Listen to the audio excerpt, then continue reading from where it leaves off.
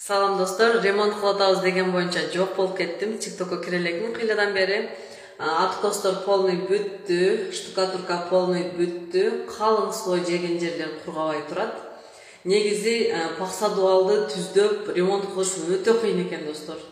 Усталар да ошон үчүн оңойлукча пакса дуал десең түшпөйт экен да. Биз өзүбүздүкү болгон үчүн айла жок жасадык. Колубуздан келишинче тегиздегенге аракет кылдык. Бул жаңы печка жасаткан элек, ошонун духовкасы. Мындай калың слой берилген жерлер кургабай жатат.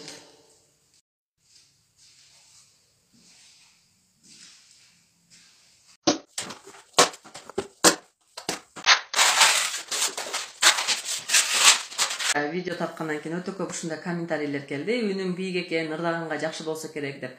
Бирок мен ырдабайм, ырдаганга дагы үнүм жакшы деп ойлобойм негизи.